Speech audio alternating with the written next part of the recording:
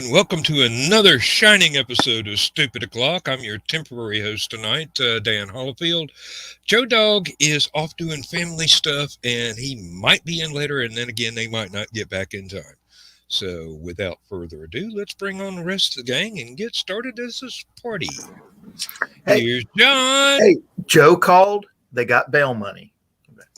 I thought they was going to a movie. So it was family stuff like Ma Barker's family. Going to make an earnest withdrawal from somebody's bank. Oh, heavens. And Ryan Permission is here. First up. Okay. What's up, everyone? Well, you're awake. That's a temporary thing for me. Yeah. I made meatloaf and mashed potatoes and gravy, and just ate dinner. And I ate about 4 o'clock, and like 4:30, I was passed out in bed. So I was just telling in time for the show. Yeah, I was just telling Lewis, Lindsay and I went out shopping today just for fun. Bought a few things for conventions and whatnot, and a couple of things that she wanted for sending off as gifts to her kids. And by the time we were through and ready to come home, we were both too tired to go to a restaurant and sit down. So we just got a couple of things at the grocery store. I had this fantastic Greek salad, and I enjoyed the heck out of it. And 15 minutes after I finished it, I was nodding off on the chair. Thankfully, I woke up at 8 o'clock. I was still eating at 7 o'clock when I sent the notice to the group. So. You know how I like to go to Costco on Thursday because the crowds aren't that bad, and they've already got the stock. They've already got the shelves restocked from the last weekend and everything. Mm-hmm. So it's a good day to go. There were twice as many people there today as there normally, and I mean twice, meaning you couldn't find a parking space within 200 feet of the door. Mm-hmm. And just, I don't know. And fortunately, I didn't have that much to buy, but it's crazy. We weren't actually after anything except, like I said, a few things that Lindsay wanted. We went by Joanne's looking for a couple of things that she needs for a project she's working on, and found some new Christmas tree ornaments that she just absolutely fell in love with. So we had to have those, and I was looking around. The Joanne's is now in the same building that the Michaels used to be in. Mm-hmm. And I've got to say, I know Joanne's is a fabric store, but they had a great deal of art supplies there as well. I did not find the one thing that I was looking for because I've got an easel that unfortunately had a little accident. It's now a 2-legged easel, and I don't know exactly how to go about fixing that and not make it look bad. I mean, I can make it work, but I can't manage the exact finish of the wood because it had not been, it's just bare wood. It had not been stained or anything. So I don't have anything that's not aged in the barn for 15 years on hand right now. I'd have to go out and buy a 1x1 about 3 feet long in order to fix the piece that's broken. So it's a cheap easel. I was just going to go ahead and get a whole new one, but I will have to go to Michael's for that. It's broken. So it's a cheap easel. I was just going to go ahead and get a whole new one. Somebody got an echo. No, it was me. Yeah. Oh, okay. I was scanning social media. My wife a few weeks ago. Hey, Michaela. Sorry to interrupt. I was just going to say my wife went to visit some friends in a North Georgia town a few weeks ago, and she just really liked the town, and so she picked me up a commemorative cup. Oh yeah, I know where that is. Oh, that's a good cup for social media. Let me tell you. And then she said something about going cowgirl. Not sure what she meant about that, but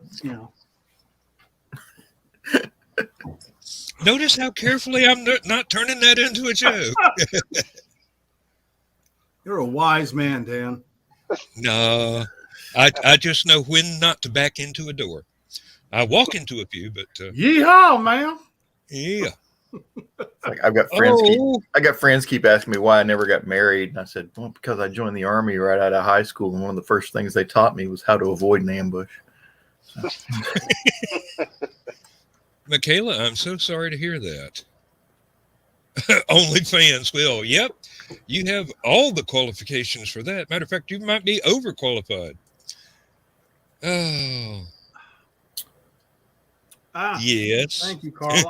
I don't know how long I'm going to keep it, but because my current wife, really doesn't care for them. So.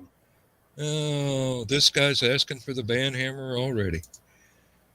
Ah, I'm not as patient as Joe Dog, let me tell you. First inappropriate thing, boom, Monier comes down.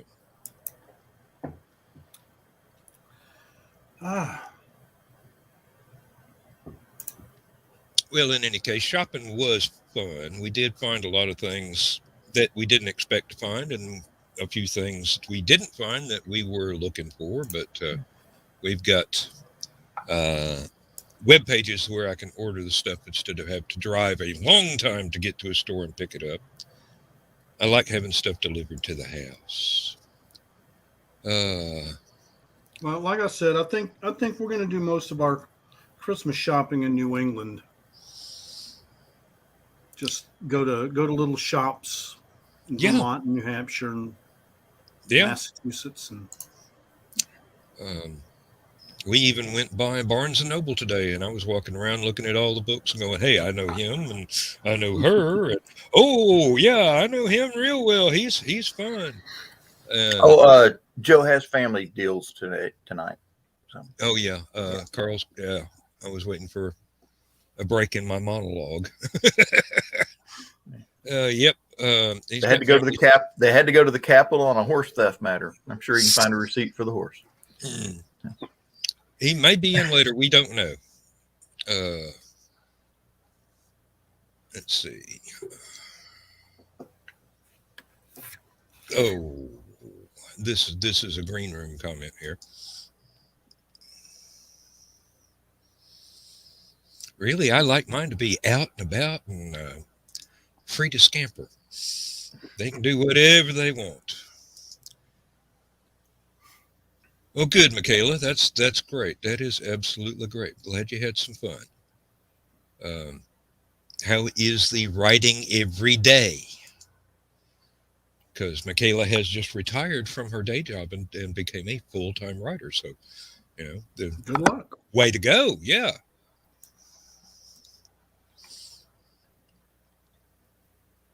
Let's see here.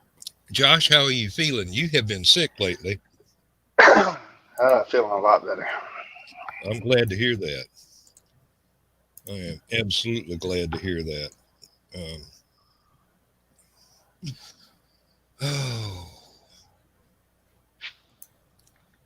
Tired of sleeping on the couch.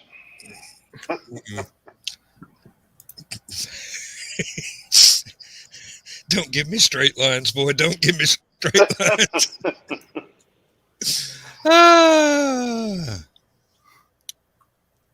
Waking the wife up at 1 and 2 o'clock in the morning hacking. That is not a good thing. Nope, not at all.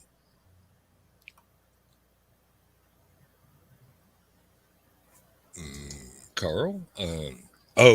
That writer. I see. Now I understand. Without naming any names. Soon to be published. Yes, we hope so.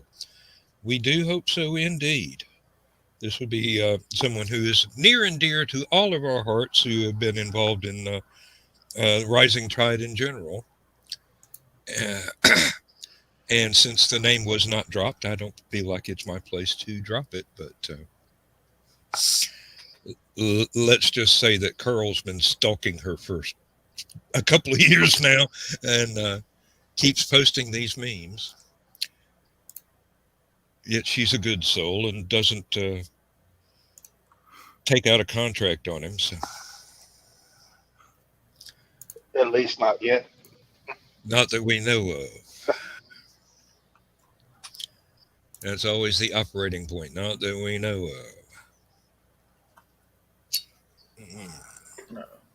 Well, I think I've got everything for the Thanksgiving feast. Oh, good.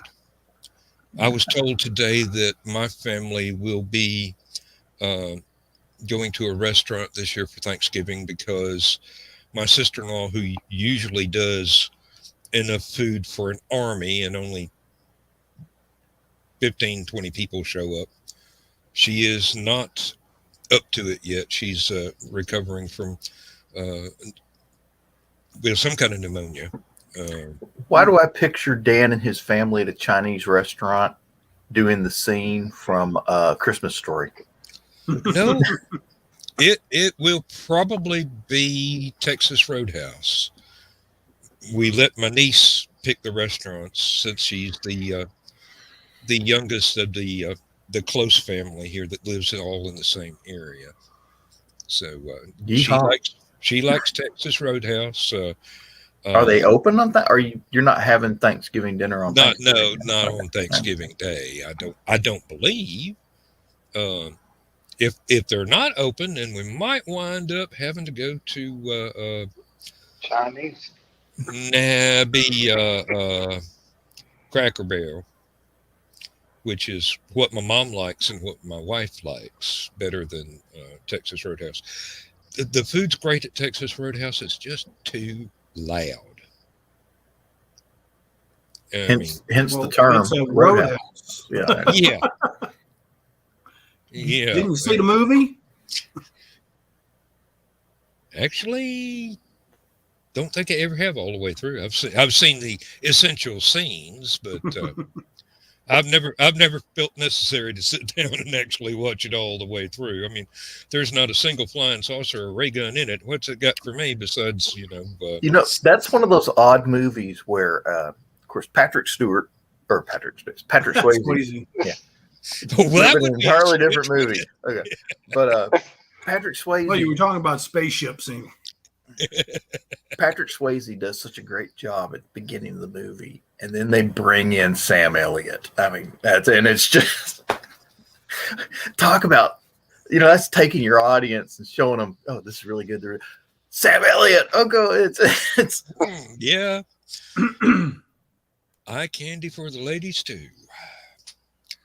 Got to be equal always. One of my favorite scenes in that movie is when they're in the diner. The morning that they did the Roadhouse thing, and they went to the diner, and she's getting up to go to the restroom. He's sitting there watching her walk away. It's like, Yep. See, that's where Sam Elliott dances with her there. Well, that's not considered a crime in my book, but rather an admiration of the artwork.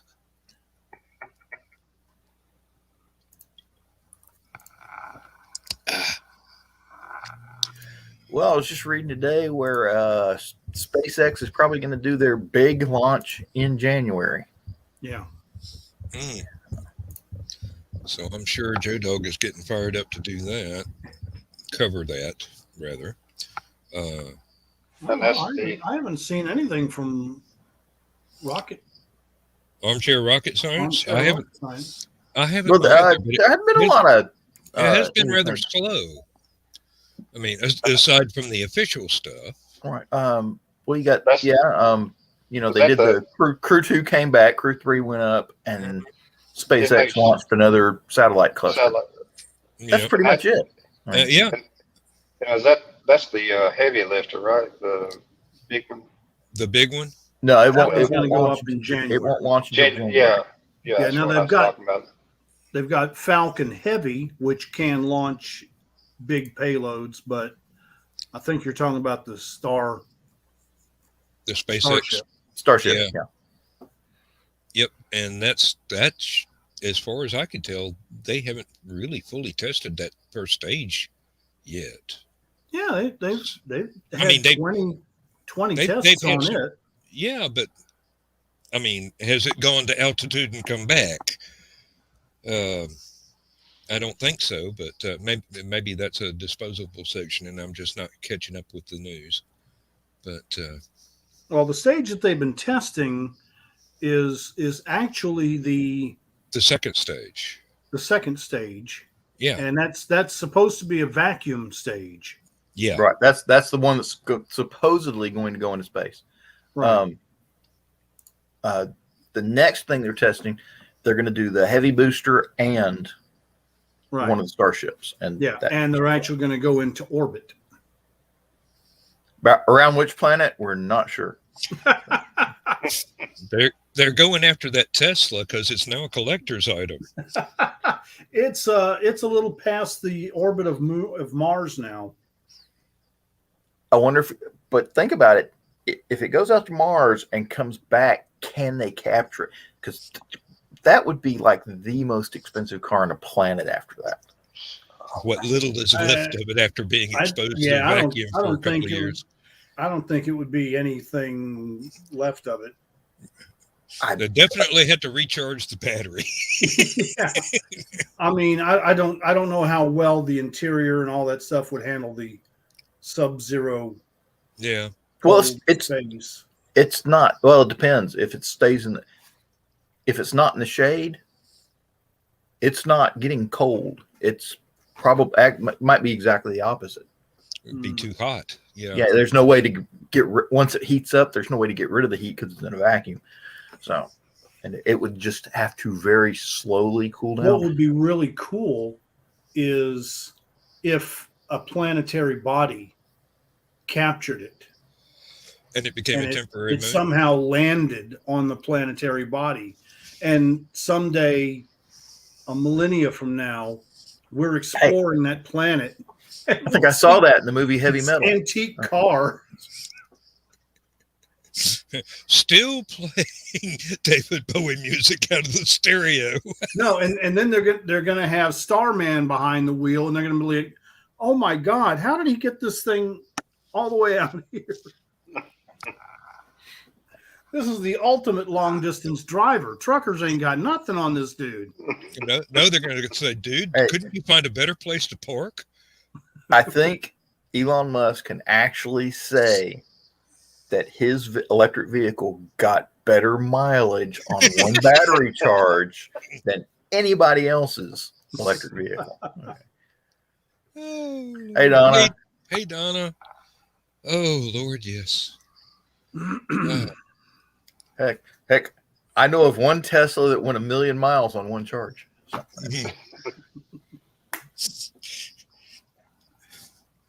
Oh. Yeah. Did you see that GM opened up their Plant Zero, and they're making electric Hummers there, and yeah, that's a pretty big frame to be pushing around on electrics. Yeah, it is. Not really. Well, the standard Humvee only has a, I think it is a 6-cylinder diesel, or can't remember if it's an 8-cylinder or 6-cylinder diesel, but it's a regular GM engine pretty much. Mm-hmm. Yeah.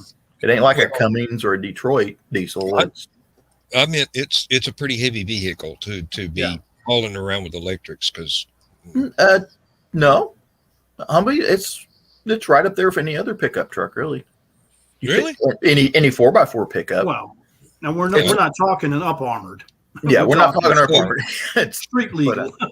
Up armored. Yeah, that's a heavy son of a bitch. So it's not quite the Detroit ready model. The original 998 was mostly aluminum bodies, vinyl doors, okay, and a plastic fuel tank. I mean, it didn't, the frame and the suspension had a lot of weight to it, but other than that, heck, the hood was fiberglass. And if you open up the hood, the panels on either side of the engine, the mud guards, were plastic. I mean, it's not I'd say it's probably the same way to Yukon or it's right up there for any other GM product, pretty much. I got to look that up now. I heard somebody talking about having seen an all-electric Mustang here within the last 2 days. Yeah, they've had a few of those, but most of them are custom. No, the original Ford's making an Humvee all-electric Mustang. was about it varied, but it said from 5,200 pounds to 5,900 pounds curb weight. That's And, fairly average for full size truck. Yeah. SUV truck size vehicle. Yeah, I know some guys with with dualies that probably a bit heavier than that. But Got one. that's the one Biden was driving the other day. Right? I haven't the faintest idea. I don't care what anybody drives. No, he did a burnout in it. Actually, I believe that was actually a self-driving car because I can't see anybody letting Biden drive a car. Yeah, don't you remember he used to drive a Corvette on the White House grounds? So that's where those donuts came from. But yeah, Why GM is am I supposed to be hearing going. the Rich Little comedy routine about when Jimmy Carter and Rosalind Carter first went to the White House? No, You remember that? Oh, Rich Little did this comedy routine, and of course, he's the impressionist, does the voices. So he was doing Rosalind Carter, and he nailed her. I mean, just sounded just like her.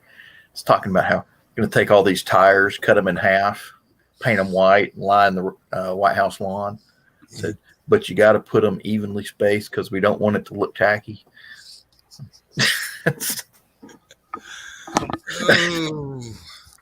GM says that they're going to be all electric by 2035. See, I believe 13 model years. Mm-hmm. The Army has been looking at hybrid or electric Humvees type vehicles for a long time, and of course, so is the post office. I believe Mercedes is doing some electric ones too because So it's Volkswagen, yeah.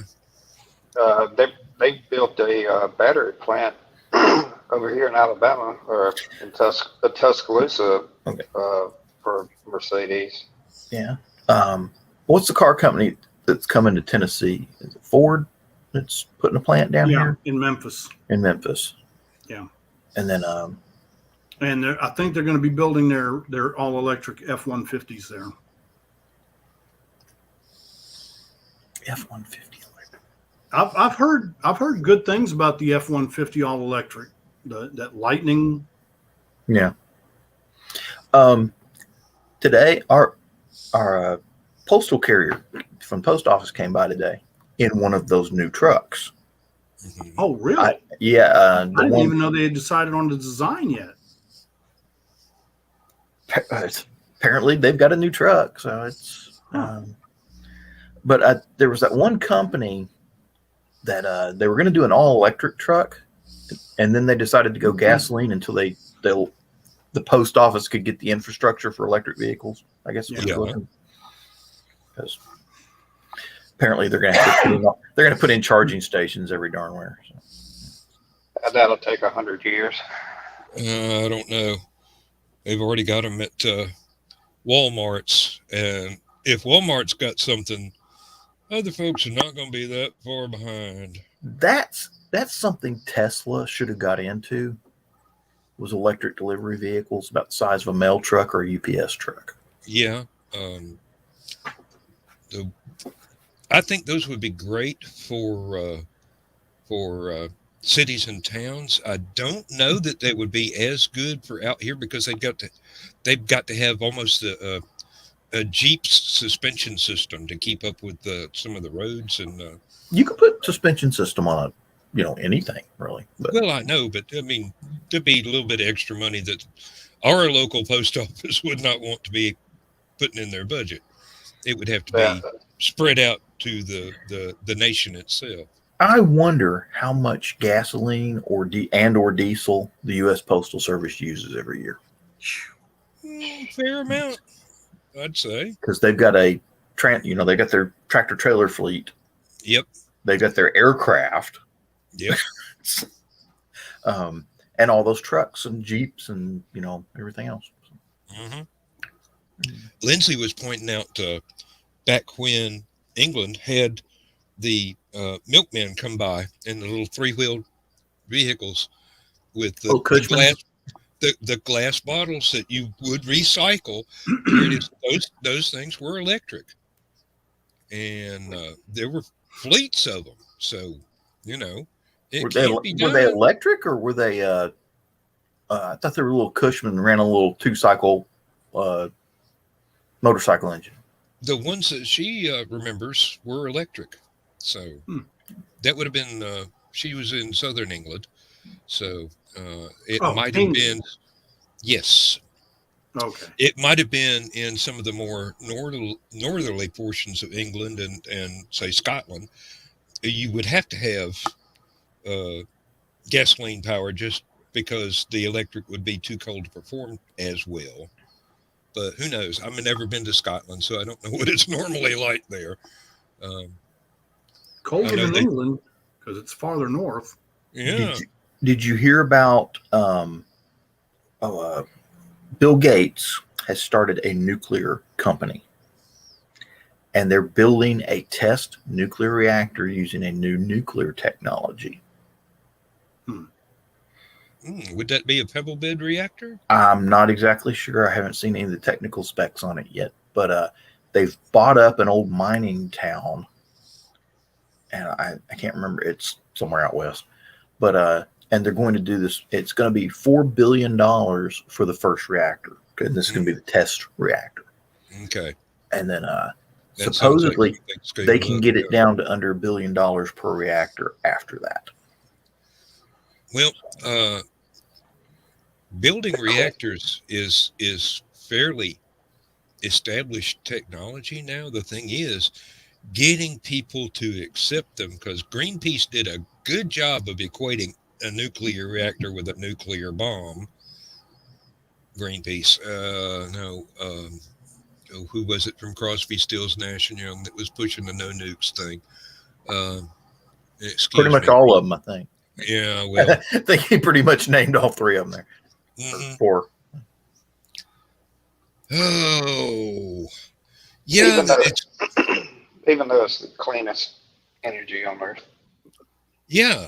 The biggest problem is how to handle the waste and recycle it so that it's not just poison being stored in a mountainside in concrete for millions of years. Oh my God. Hey, Lewis, you'll appreciate this one. It's, you know how news companies will write headlines for articles to get your attention? Yeah. I was looking at the Bill Gates reactor thing, and from the Institute of World Politics. Okay. Bill Gates fast nuclear reactor. Will it bomb?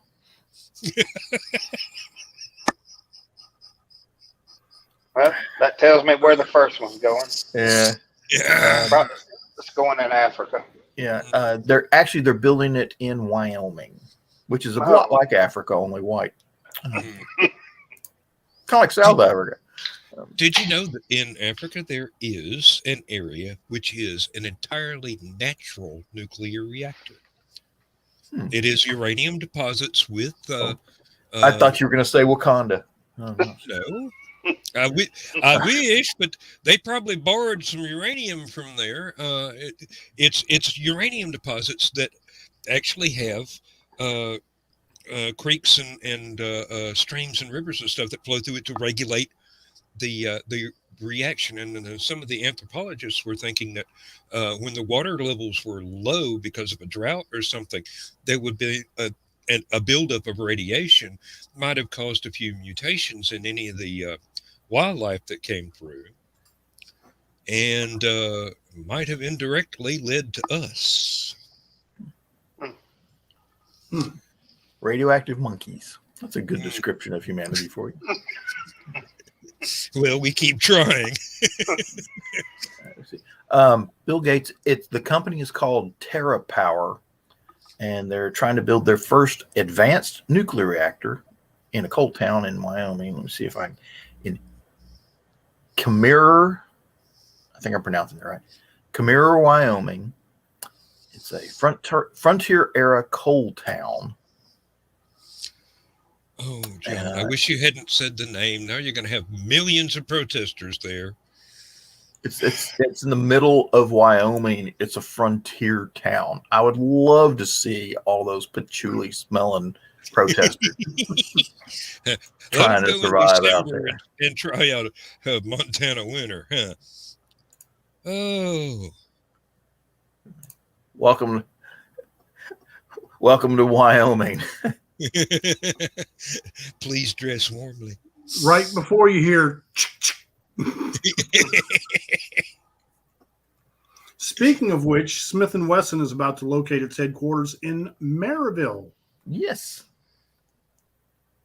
Yeah, they started building on that, didn't they? Yep. Kemmerer. Kimber. Okay. Kimmerer. And now everybody is going to confuse it with the actor that played Colonel Clink in Hogan's Heroes. That's Klemperer. Yes, I know. Werner Klemperer. Yes. And he actually wanted to be an orchestra conductor, so it's one of the trivial things that I remember. But he's also Jewish, or was Jewish. Mm-hmm. Well, most of the people playing the German soldiers in the program were. Yeah, well, I mean, Leclerc was in a concentration camp. Yes, he was. He was, as I recall, he was the only member of his family who survived the concentration camps. Yeah. What's his Clancy, I think. Can't remember the actor's name. That's a shame. The one that played Leclerc. The little French guy. He was also on Days of Our Lives. Wasn't he also in the original Ocean's 11? But I might be wrong about that one. I don't know about that. Good night, Michaela. Good night. Let's see here. Robert Clary. Robert Clary. Played LeBeau. Nancy Clary.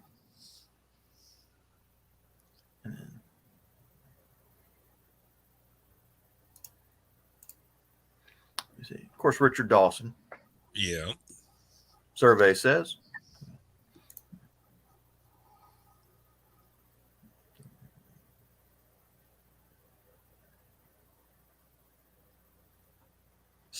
Yeah, I'm glad Richard Dawson passed before the Me Too movement. They'd have buried him. Yeah. Let me see here. Robert Clary. He was in The Bold and the Beautiful. Was that the? You sure? I thought he was on Days of Our Lives. It says Bold and Beautiful. Let me look back a little bit. You're From looking at his 1992, Days of Our Lives from 72 to 87. Yeah. So he got around. See, my mom used to watch Days of Our Lives, and he was Robert Leclerc played Robert Leclerc. Oh, he played himself. Okay. Apparently. You know, that was my favorite part about watching Hogan's Heroes. At the very beginning of the show, you see Leclerc lifting up the doghouse. Oh. Well, gentlemen, I shall step away to the necessary. I'll be right back. Thanks for the warning. Let's see here. Let's see. I was trying to find some tech specs on that nuclear reactor. But if it runs on Apple tech, that might explain something. Let's see. The plant will provide a base load of 345 megawatts with the potential to expand its capacity to 500 megawatts. Let me see. It's not. No, this is going to be a test reactor. Okay. I was going to say, But the that's idea, not a very high output. well, it's in the middle of nowhere. I mean, but apparently once they get the tech, like I said, they're going to spend $4 billion on the first one. Yeah. And then once they get the technology straightened out, they'll spend less than $1 billion on other plants. And I imagine it'll be a little bit bigger. So, and I imagine they'll do a lot of testing on exactly how much output this thing can put out. So, yeah. Yeah. I mean, and all they have to do is attach it to the grid. Bring it back to the TVA. I don't think TVA works in Wyoming.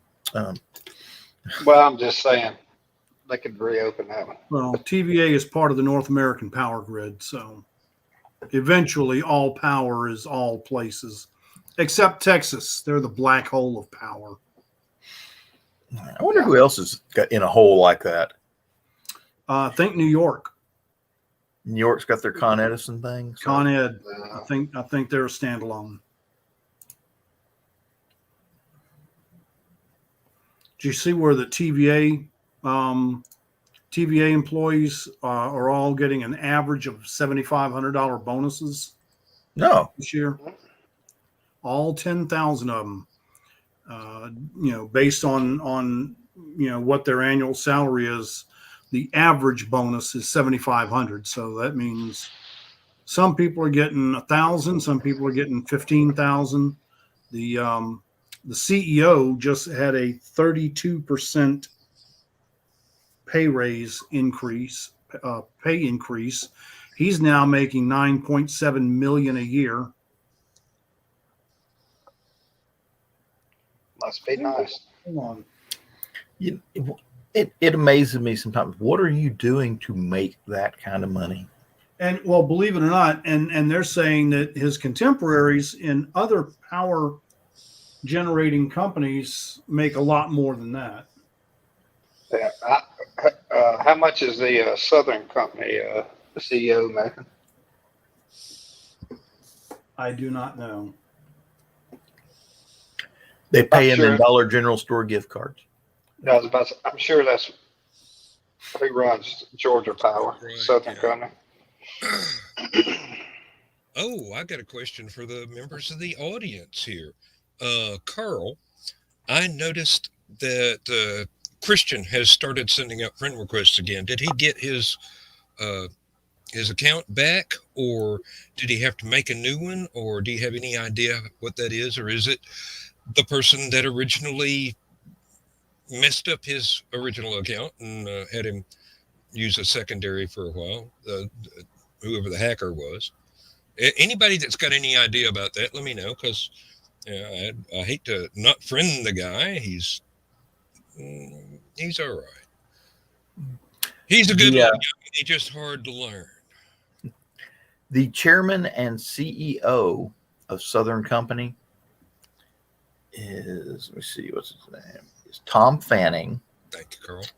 He is also the chair of the Federal Reserve Bank of Atlanta and holds senior positions in a number of businesses and public policy organizations.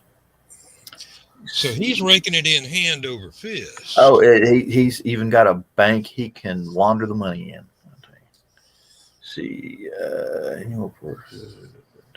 does not say. He's pretty good at on the Fed. So Trying to figure out. It doesn't say anything about, how much they make or anything like that. But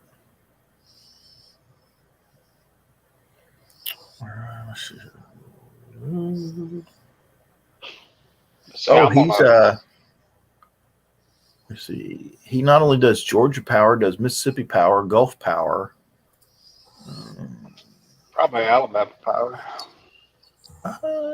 Doesn't say anything about that. He does something in Australia. Kangaroo power. Kangaroo Power. Koala Power. Yeah. Yeah. Let me see here. Oh, here's another one. Serves on the board of directors of Vulcan Materials Company out of Birmingham, Alabama. There you That sounds familiar. And it also does not say how much money he's making. Well, it wouldn't. Okay. Somebody'd expect him to pay taxes on it. So TVA CEO Jeffrey Lash got a 35% raise, now making a record high $9.9 million a year. He is now the highest paid federal employee if you don't count Chuck Fleischman's kickbacks.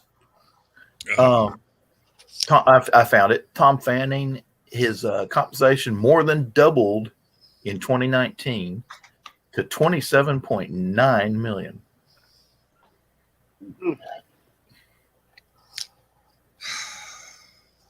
So I guess Alabama Power has its own.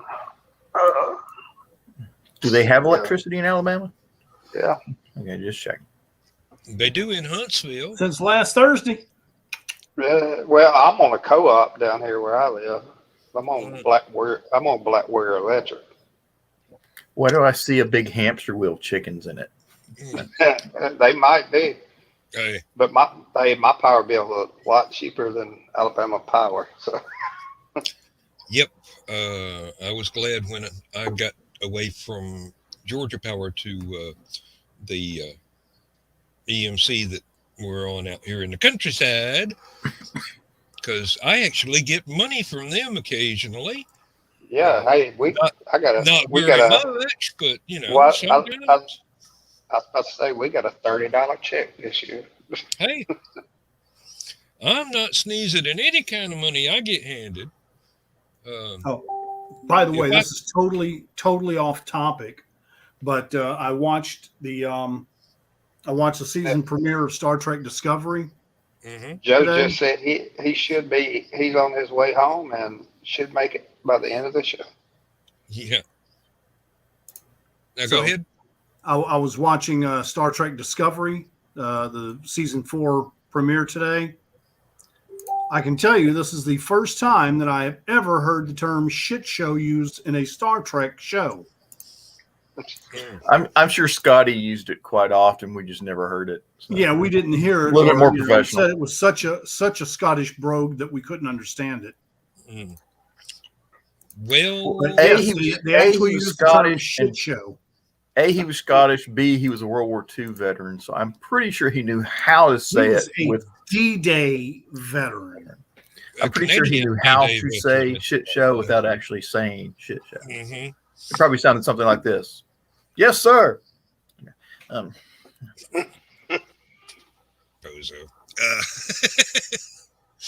Oh, Lord. And there is let's not out the person. Oh, and there's Keisha. Hey. Glad to see Keisha. you. Beautiful We're not people, huh? interrupting your Never get show, that are we? computer fixed. Mm-hmm. She called us beautiful people. I said, never get that computer fixed. Yeah, there's something. I know what to get her wrong for with the video Christmas. card. Screen No. wipe so she can clean that screen on her computer. Oh, heavens. My list of stuff I've got to make for Thanksgiving dinner. Hey, I don't have to make Thanksgiving dinner now. That was fancy. Your responsibilities just faded away. I'm doing the giblet gravy, but it's a Friendsgiving, so I'm cooking it at home. So I had to buy a very small young turkey to roast just so I could get the drippings to make my giblet gravy. I think Lindsay's planning on doing something similar. She's not going to get a full-size turkey. She's just going to get just enough for the two of us. Yeah. Well, you see, also with the Friendsgiving, there's probably not going to be any leftovers. So this way, we'll still have turkey leftovers. Mm-hmm. That's some giblet gravy. Sounds good. I was at Costco man, today.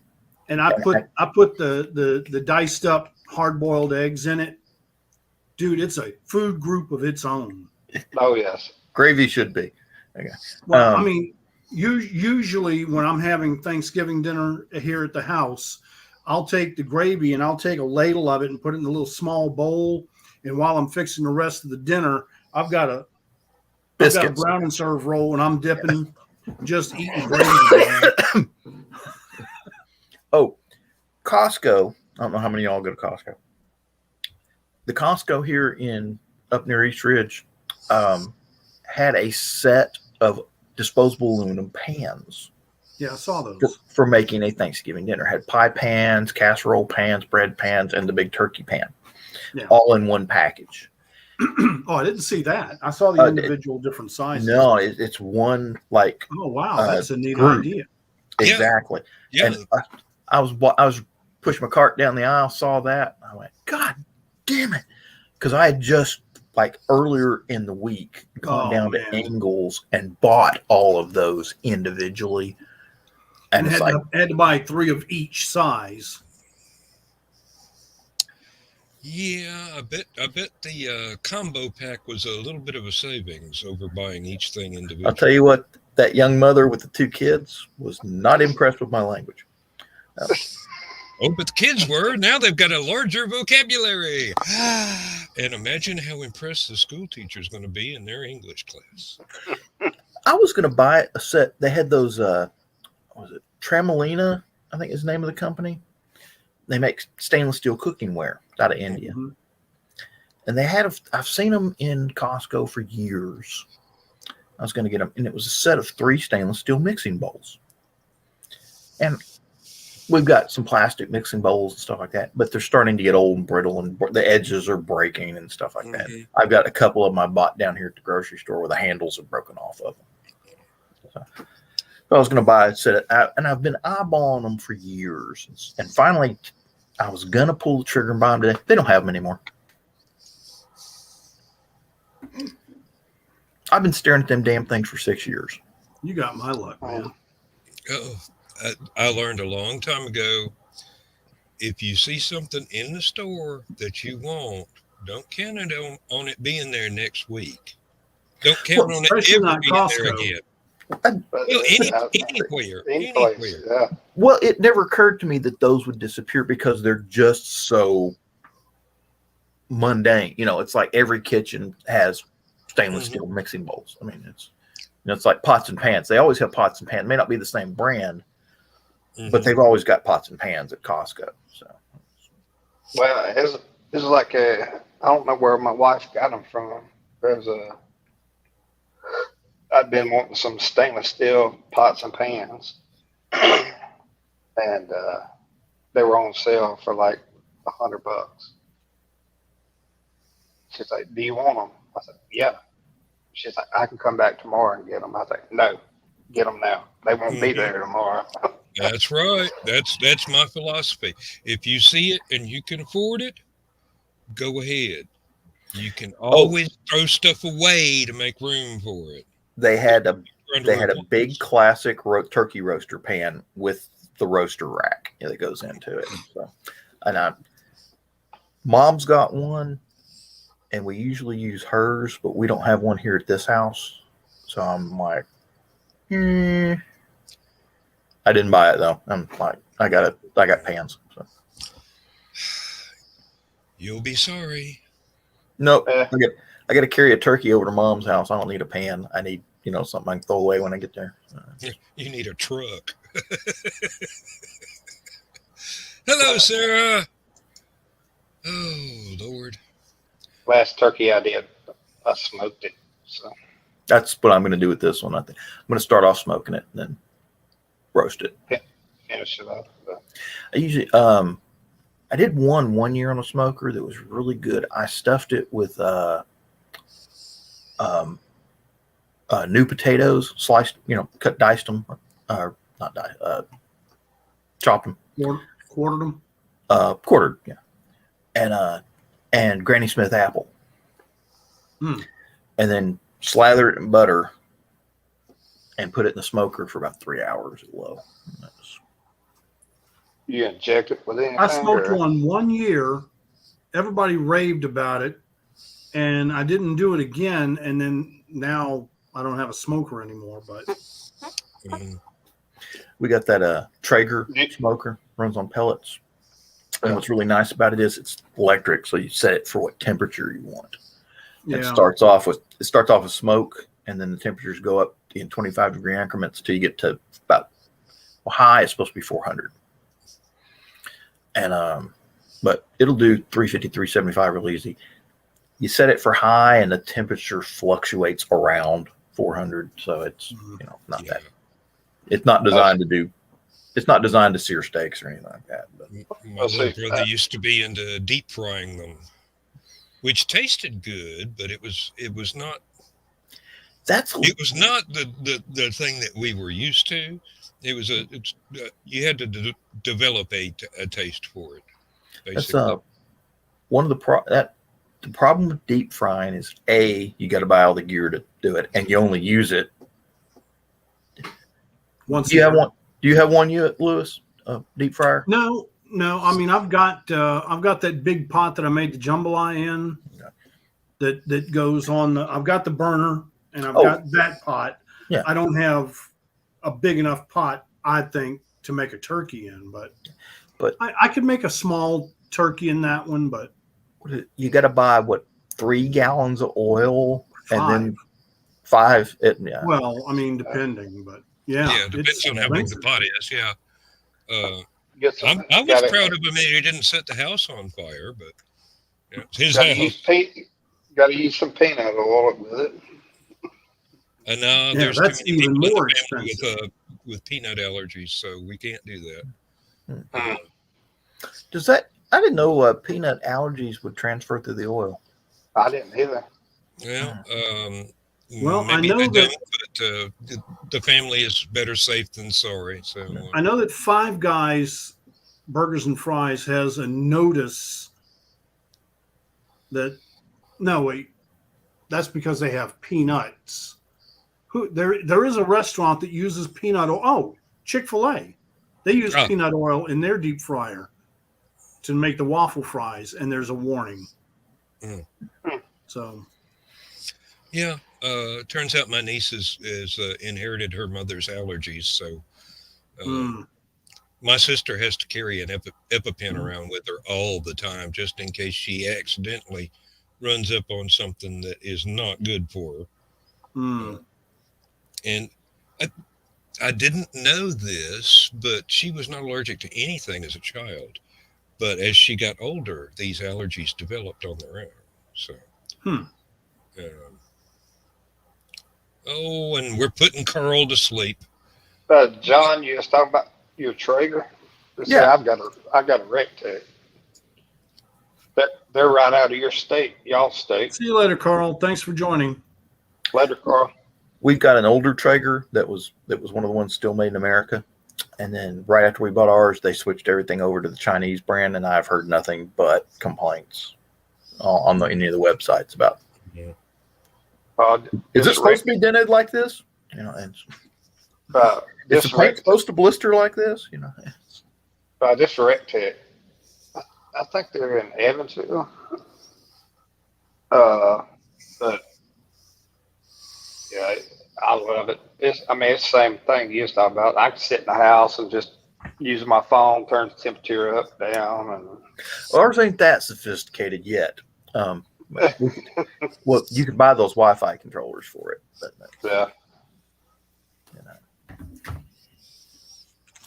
I have to go out there and clean it sometime here in the near future so I can get that turkey started. But mine will get up to 550. They've got actually a sear kit that comes with it that you can do reverse sear and all that stuff. I thought about buying the pizza oven that goes in it. And that's I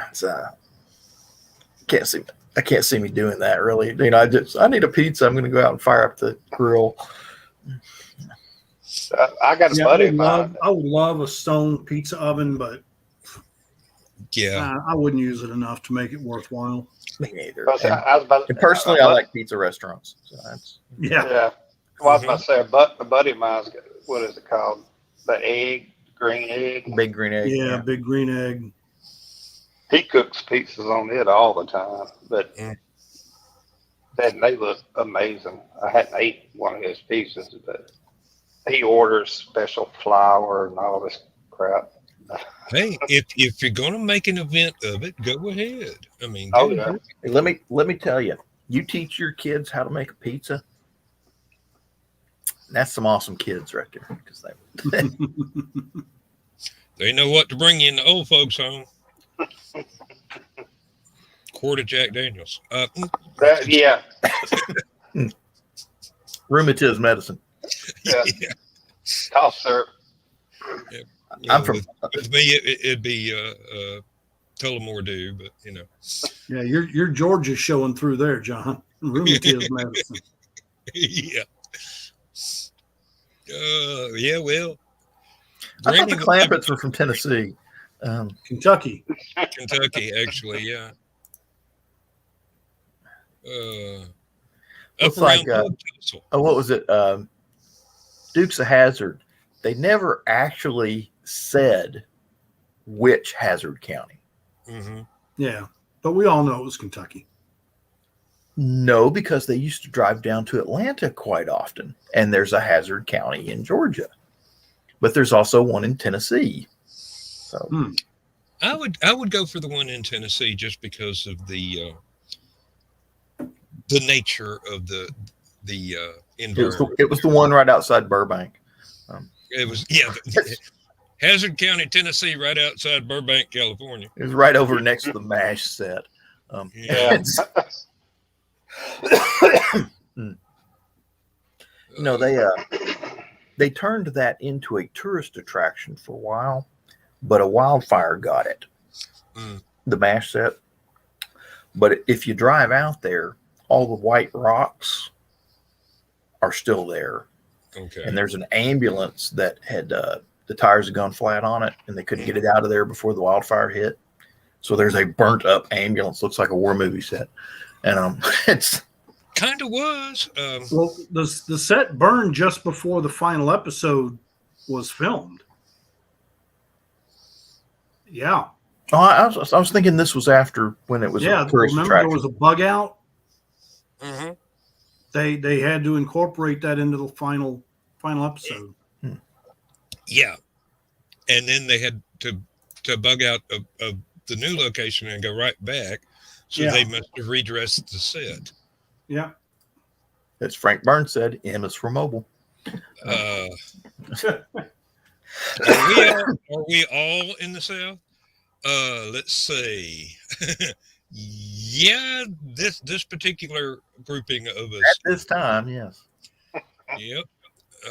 Yeah, both sets were burned in an October 9, 1982 brush fire that destroyed the set as the show's final episode was being filmed. The fire was written into the finale, which was titled Goodbye, Farewell, and Amen, when it aired February 28, 1983. So, yep, Malibu Creek State Park is where they recreated it. Then Ripley's, Believe It or Not Museum up in Gatlinburg burnt, which, boy, that just, you talk about losing a big chunk of your childhood. Yeah, really. That was a massive wildfire there. And all was the only town that went to the torch there. No, this was before that. Oh, okay. It was the actual just the museum burnt. Okay. And they lost all those Ripley, believe it or not, exhibits that he had been collecting for 50 something years, whatever. Only ones that survived are like the metal ones. So they turned it into a fish aquarium. Hey, I've been to that quite a few times. You know, I remember when Tennessee was first talking about putting the aquarium in Chattanooga. And I was like, my dad was a pro bass fisherman. And I could just see the day it opened, there'd be like 150 rednecks out front with fishing rods. I would expect that, yeah. I'm going to get me a whale. What year was that this past wildfire hit up there? Pardon? The last wildfire up in Gatlinburg. That was 3 years ago? 4 years ago? 3 or 4? Yeah, That was somewhere around in there. 3 years ago. It did a number on 2016. 2016. Okay, that's even Wow, further back. 5 years ago. Yeah. Jeez, how time flies. Because I remember reporting on it. I've been at GOW too long. That was a matter of fact, it was in November. So, Yeah. Yeah, I remember it was right before the Christmas season. Yep. There was a wedding chapel up there that was one of the first businesses to reopen after the fire. They managed to rebuild and tried to put it all back the way it was, just for the people that had gotten married there before, just so their memories would still be intact. And there's Joe Dog commenting on stuff. So, boy, get in here. We still got an hour. Mm-hmm. So ain't too late. Eat your food. Jump on in. Uh, Joe Dog, take the wheel. Uh, uh, I But just barely managed to hit the go live button twice before we got into the before we actually got into the opening music. So I don't know why that causes me so much problem. That Gatlinburg fire was supposedly started by two juveniles, was what they thought. That was arson, basically. But apparently there were also some down power lines. you're talking about the most recent one. Yeah, Yeah. the Gatlinburg fire. 2016 fire, yeah. And they couldn't What's find it? enough. They couldn't get enough evidence. And apparently there's some big hoopla about who has jurisdiction over the case because it took place inside of a national park. Mm. Apparently, the Department of the Interior couldn't do what they wanted to do. So Well, see, didn't that go up the mountain? it went all over the mountain. Mhm. Down the mountain. See, I get it all confused.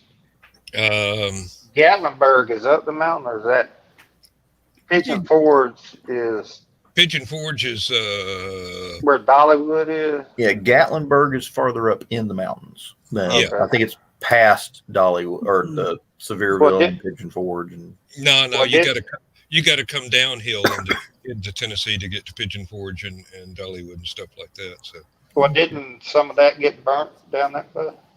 okay, it goes in order. It goes in this order: Sevierville, Pigeon Forge, and then Gatlinburg's up there, right on the edge of the park and mountain. So yeah, but you're coming south and going uphill. I was going. well, we have to come at it from Knoxville. Yeah. Yeah, I'm coming. You're coming at it from Asheville or Cherokee. So. Yeah, from Cherokee. Yeah, used to go through there all the time on the way back and forth from Georgia to Knoxville for family reunions and stuff. I had to quit going that way. The transmission on the van does not lock into low gear. You've got to hold the gear shift into low and drive one-handed around all those curves. So I did that once and go, never again. I'm taking the flatland route from now on. I don't care if it does add an extra hour. Hey, John. Yes. Remember Saturday we were talking about the comedy albums and we were talking about the Bill Cosby with Noah and all that? Yeah. Well, I was lamenting the fact that I had lost my Bill Cosby, Best of Bill Cosby album in the move back from Florida. I went to McKay's this week. Hey, you found a replacement. I think we have that one. Does it have the joke about the bullet in the furnace? No. Okay. This one's best of. It's got Noah Wright, Noah and the Neighbor, Noah, Me and You, Lord, Revenge, which is about the slush ball, The Lone Ranger, Old Weird Harold, Driving in San Francisco, The Apple, Babies, The Water Bottle, Street Football, and Bad Albert, also known as Buck Buck. Bad Albert was the baddest buck breaker in the world. Bad Albert weighed 2,000 pounds. I know he's a pervert, but damn, the man was funny. I'm trying to remember.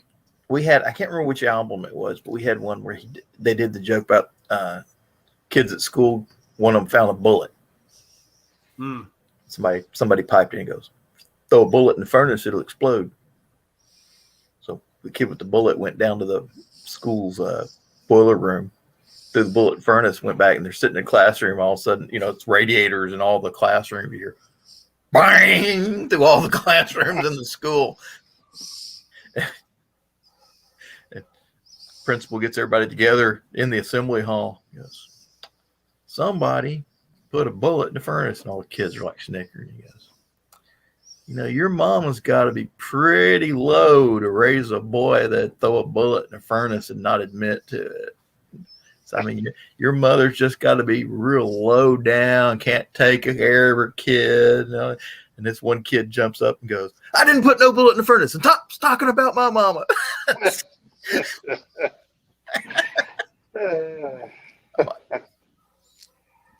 Psychological warfare. I've noticed this thing's got just a little bit of lag.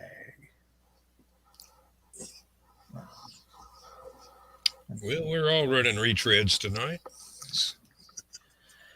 Let's see. Don't ask me where that came from. I have the faintest idea. My brain puts things out through my mouth that does not bother to go through any editors on the way. So you got mental diarrhea? No, it's more like it's a good one, isn't it, Donna?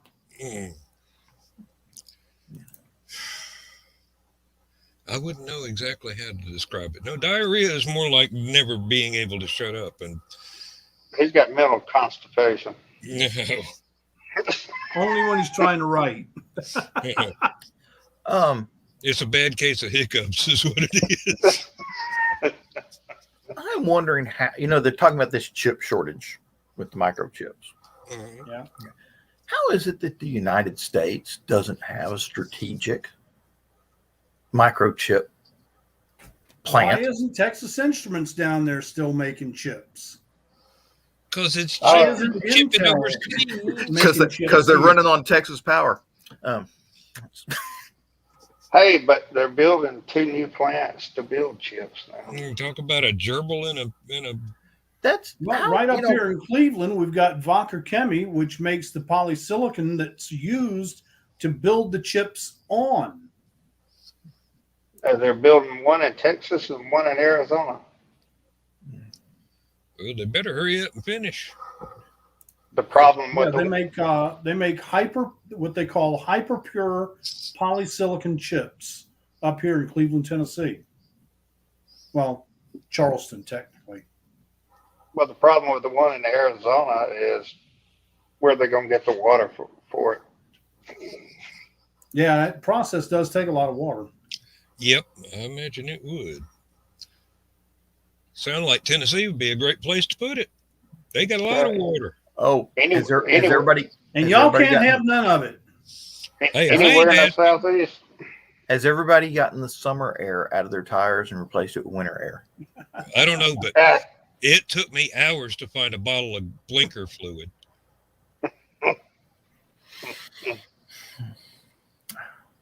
The military has a whole bunch of those for the new guys. Just it's and they got my roommate when we first moved to the unit. They put me and him in the room together, and we were both new guys right out of basic training. They sent Sanders down the motor pool looking for a can of track tension, and then they sent me down to the radio shop looking for a case of squelch. Now, I thought it was kind of strange, but you got to understand the U.S. military has slang for all the radio equipment. Prick 77s, Angry 88s, dog bone mics, ham bone mics, aux units, just all these different things that go with the radios and stuff like that. Prick batteries. And so they said case of squelch. I figured it was some sort of code thing for the radios because I knew radios. I just figured there was some sort of, I'd never heard it before, some German thing. And went down there, and the E6 that was running the commo shop was all, tell them quit sending people down here to do that stupid shit. Oh, I was working with maintenance one year during a rebuild, and one guy thought he'd be and send me to the storeroom for a brass magnet. Now, having been raised by a machinist, I knew better, so I went ahead and went on break and ate lunch, and took a little bit longer than normal because it was rebuild and wasn't nobody around.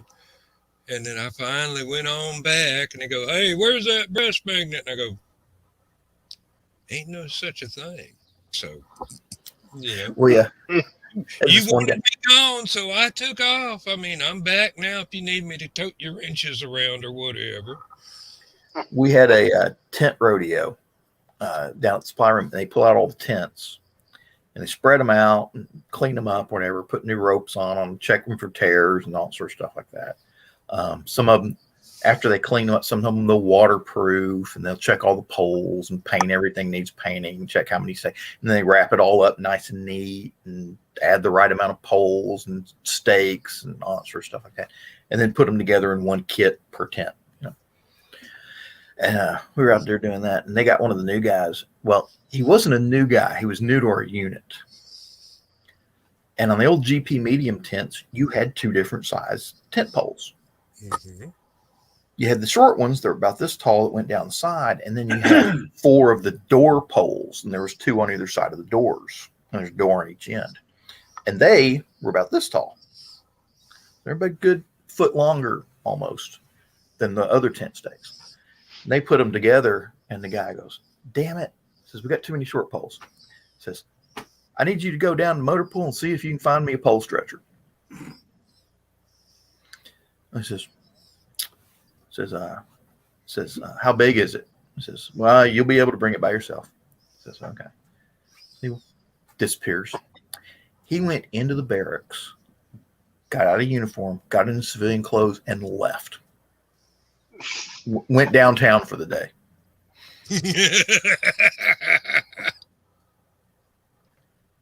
He wasn't AWOL, was he? No, he was looking for a pole stretcher, just like they told him to. He just couldn't find one in the motor pool. So he went downtown on the economy to see if he could find one at like Woolworths or someplace like that. Up here in Cleveland, new police officers that just sign on and they're on their first patrol. Dispatchers used to have this neat little trick that they would play on them. They would get a call to go to North Ocoee and Main Street, man with a gun. The officer will get there and say, "I'm not seeing anybody." The dispatcher will say, "Look up." Civil War statue.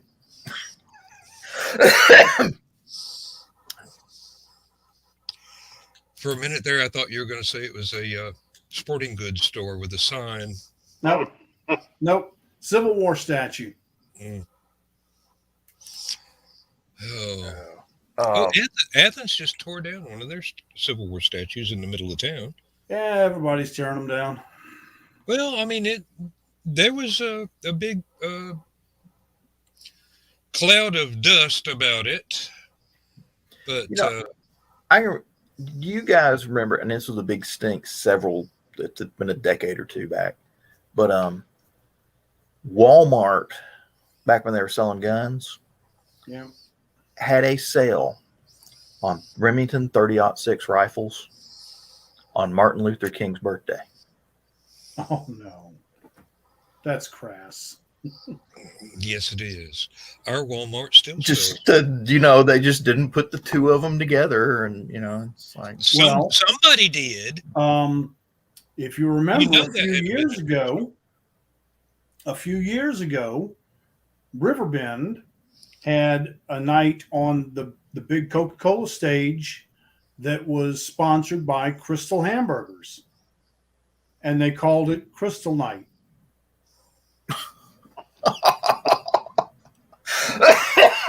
Yeah. Yeah. Even I get that one, and I'm not the brightest light bulb in the drawer. Oh, Lord.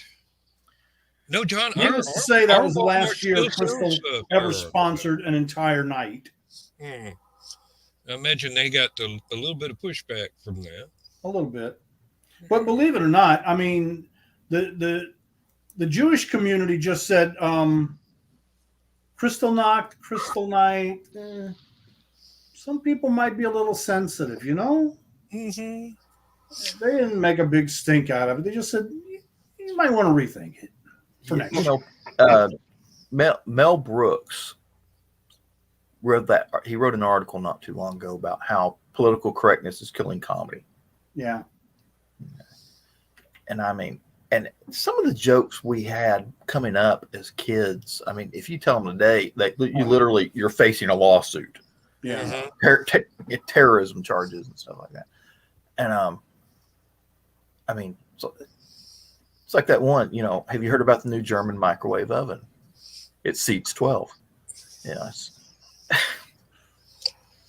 and just, you know, and you can't tell those jokes at certain places. You know. No. And I've got I understand using humor as a way to diffuse situations and or to cope with really, really hard issues. But a lot of people don't get the joke. And that's the real shame. And then, well, comedic relief. I mean, it's supposed to be. Look at some of the shows we grew up with. Okay, Sanford and Son. Oh, dude. Have you seen TV Land lately? No. Okay. Now, before Bonanza comes on, there's a warning that the show portrays outdated stereotypes and social views, whatever, social views and stuff like that. Yeah, but there's a warning before Bonanza now. I don't remember that much that was racist in Bonanza. Well, wait a minute. The Chinese cook, Top Sing, for one thing, yeah. Indians, you know, Indians are always portrayed by white people, and Well, usually they were Leonard Nimoy, so you know. I shall return. Was it Anthony Quinn, Charles Bronson, Leonard Nimoy, all these Indians that were played by white people. Oh, yeah, I got it. James, not James. Oh shoot, he wound up marrying Barbara.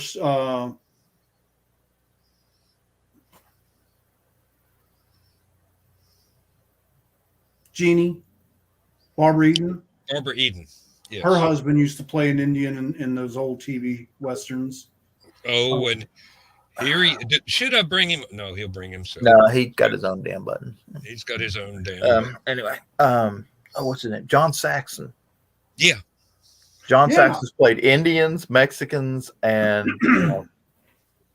and I think a Klingon in the original series.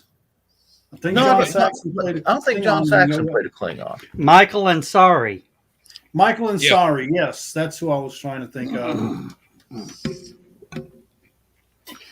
Yeah, at one time, John Saxon played a kung fu expert. So, hey, Lewis. Let me see your shirt just a little bit there. Bucky. Nice beaver. Yeah, but Lewis, look at my shirt. I got a dozen of those. I got polos, I got t-shirts, I got white tees, red tees, gray tees, bright yellow tees. Lewis, I know you're gonna want to go see it, and I'm gonna say, go see it. Denise said they're going to be showing it at the IMAX. Go see it. I'll wait and see it. See it? That sound, the IMAX is known for the size of the screen. Yeah. But my God, the sound system is what makes it killer. Ghostbusters Afterlife. Okay. And I haven't seen the new Dune either. The aquarium. And Ghostbusters, the next generation. Lewis. stay till the final credit rolls. You know, God love her. Denise knows that about me, and she does it too, especially with any Marvel movies. But with any movie, we always stay till the end of the credit. Marvel movies have nothing on this end credit. Okay. There's 2 end credit scenes. But yeah, it's I laughed and I cried and I walked away thinking it was worth the 30 years of waiting. Mhm. It was a fanboy feast. Well, I saw Aykroyd and Hudson and Murray on the Tonight Show a couple of nights ago, but they really didn't say much about the movie. They were talking about the old movie, but they didn't say anything about the new movie. It was They said that Jason did a really good job, yeah. and since he literally grew up with Ghostbusters, he was really the only person that Who could have done this. Yeah. And there were several scenes that you just have Denise bring the tissues so you can really? sort of nudge her to pull them out of the purse. Huh. Okay. Now you've got my interest peaked. It's worth the 30 years of waiting. Does it have anything to do with Egon? I'm not saying anything. It does. Your silence is confirmation, sir. Yes. I had a feeling Egon was going to come back as a ghost. So. No, he can't. I mean, the actor's dead. Yeah. Really? I saw a very dead Grand Moff Tarkin in one of the newer Star Wars movies. So. Yeah, but that was cheesy as hell. They're gonna make a green ghost out of him. How cheesy could that? Well, I think Disney caught enough crap for that one that nobody's going to try that one again. No. I wonder if they started putting that into actors' contracts. About man, if I keep referring back to an old 80s movie called Looker. Yeah. And I'm telling you, actors are going to have to start putting something in their contract that unless they are physically in the flesh their image can't be used. Yep. They have to physically provide the image each time for each use. But can you imagine if they paid you a flat rate, say, we'll give you $10 million right now so that we can use your image after you're gone, in case we have to fill in movie. If we're doing them, which would make sense with movies like the Star Wars. And then the next week you get hit by a bus. Either that, which is exactly. Look at The Crow. When Brandon Lee got killed and they had to do all that millions of dollars of computers work to finish the movie. Yeah. That's a lot. That's a big hit on a studio, and that can literally cost them. Can you imagine you're almost done with the movie and the actor dies and you have to go back and reshoot the whole damn thing? Well, that kind of happened with Brainstorm. Natalie Wood died during the filming. They had to reorganize the whole movie. Another good movie. She was in everything all the way to the final scene, but there were more scenes that she was supposed to be in that had to be written around and edited out. Now, see, from my point of view, though, and Brainstorm, by the way, is one of my all-time favorite movies. Yes, it was. Well, it's kind of like Shrek too, because Shrek was supposed to be Chris Farley. Originally, they were going to have Chris Farley play Shrek, and he died, so they wound up going with Mike Myers. Yep. They even have audio. He had started. He had sketch animation of him as Shrek with audio of him playing the Shrek parts. Yes. I'll have to look that up. That would be interesting. And let's go ahead and get this official on the screen. Brian K. Morris says he's given the adult entertainment industry to use his likeness when he passes on.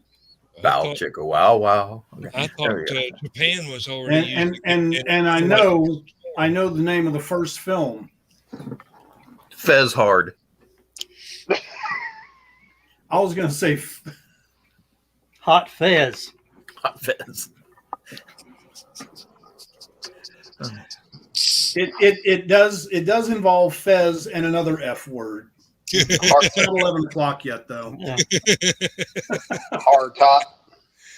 And since Brian jumped in here, he's probably missed my review of Ghostbusters Afterlife. It was worth the 35 years. 32. I thought you were going to say $35 a ticket. Yeah. 32 years.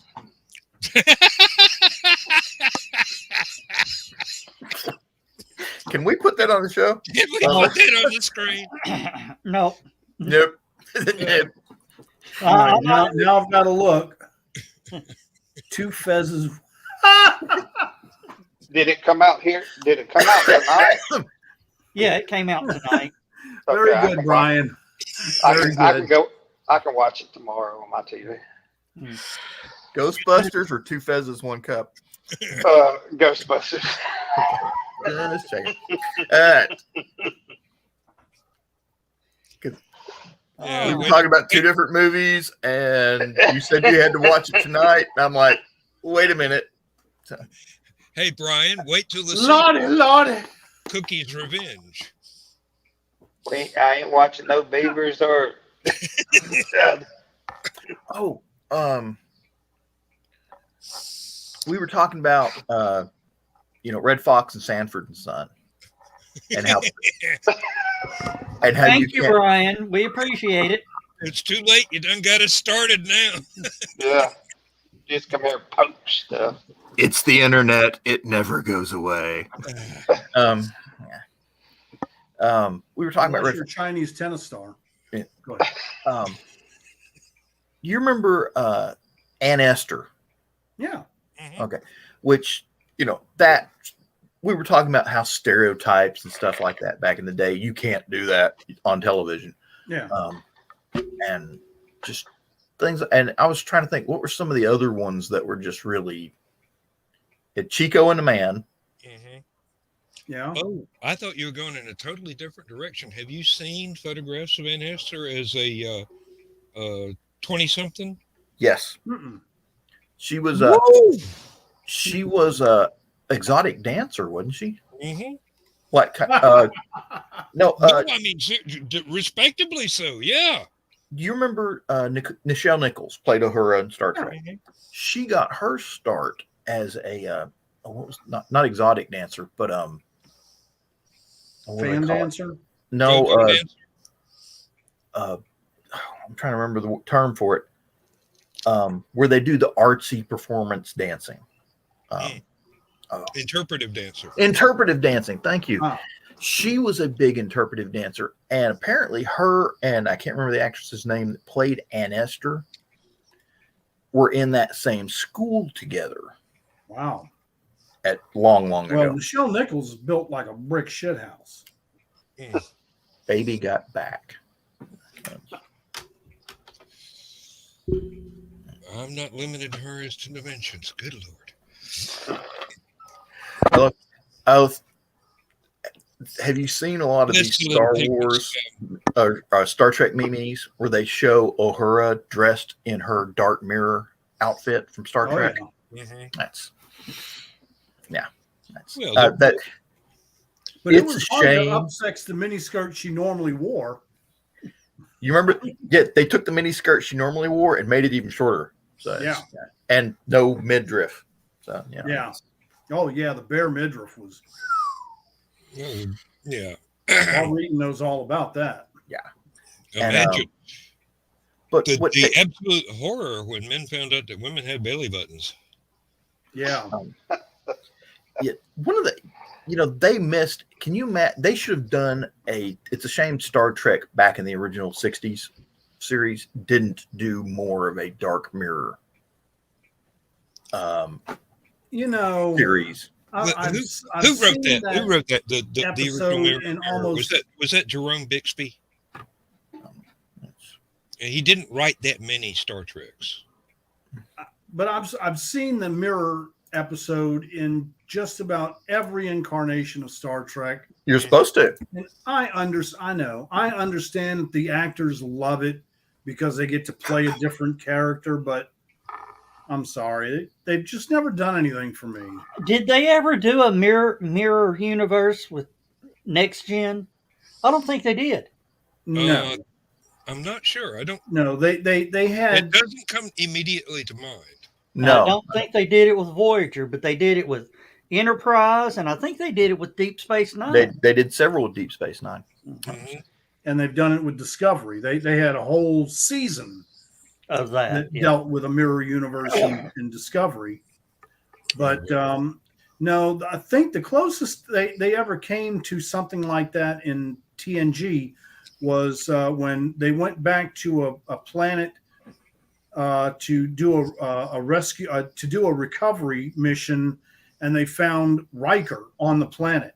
Oh yeah, And it was a transporter. Duplicate, It was a right. transporter bounce back Yeah. that had Riker in two places. One that went on and one continued that his was trapped career on the and got planet. commander, and the one that was a lieutenant that was stuck on that planet, fixing wound food up- replicators to stay alive. And he wound up going off and doing he went to a different ship, did a whole new Yeah. mission, and Yeah. wound up joining the Maquis in the Badlands. I didn't realize that. And was Yeah. killed by the Cardassians, fighting the Cardassians. You know, something that I did not know until a few days ago, and I'm astonished that I didn't know this, but the Maquis is the French word for resistance fighter, and that's what they called the French resistance fighters in World War II, the Maquis. You did? Oh, okay. I didn't know that until That was a couple direct days ago. historical reference. Yeah. No, I got while I was at McKee's looking through the albums, I also got 150 years of photojournalism for $1.50. Hey, That's a and penny that's a year, man. that's Liz on the front, isn't it? Huh? No, that that's was Queen Victoria. Victoria. Yeah. Oh, yeah. So that would be the French Revolution. Oh. And a lot of it was kind of risque. Physical studies often linked to eurythmics. Eurythmics was an exercise program. That was made from Sweet I Dream. always thought it was just an 80s band. And Isidore Duncan style Greek I'm glad somebody dancing got that joke. was a part of a whole back to nature program current in the 1920s. In Germany, this had a more sinister dimension, working on assumption of a human perfectibility that chimed in with the Hitlerian notions of higher beings derived from a combination of female spirituality and male superiority. And they've got a photograph of one of those dances.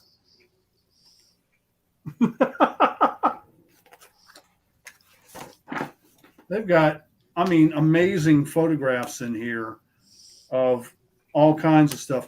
But they had a picture of the Maquis and called them by name. It'd take me too long to find it again. There's a Pulitzer Prize winning photograph right at it's. I want to say it's 44 or 45, where they're showing the liberation of Paris, and they show that one French girl in the shorts with the submachine gun. Yeah. And I can't remember her name, but she became famous because of it. So These two ladies are members of the Maquis. So, yeah, I just didn't know where Star Wars had gotten that name. I'm Star Trek. So, We weren't going to correct you. What is the? I know it's a Star Trek, but it's on Paramount Plus. Discovery just started.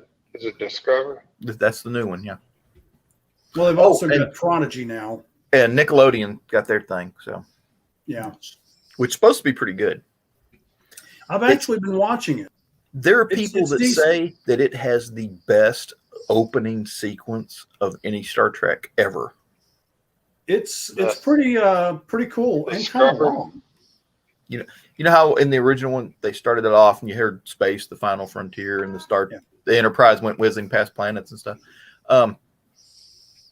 This one, they've got this new one, but it's animated and it's 3D computer animated as well. So it's not just drawn, but it's really good looking. This one takes a few hits from the Discovery Open, where it's showing the shape of the ship going through all these scenes and scenarios. This one does the same thing, except this one, it's a different ship. It's called the Protostar. And in yesterday's new episode, we find out Protostar is not just the name of the ship, it's the propulsion system. In addition to warp drive, they've got a miniature baby star that is like warp on crack. Yeah.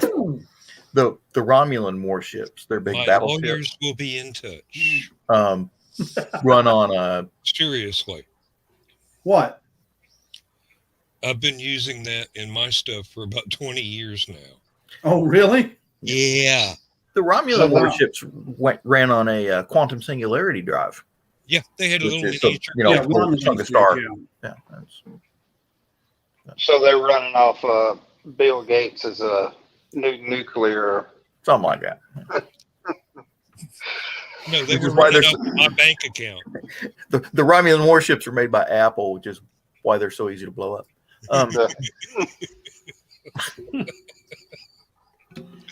As I sit here with my iMac, my Apple Watch, my iPad Mini, my iPad Maxi. So, are you getting the new Apple car in 2025?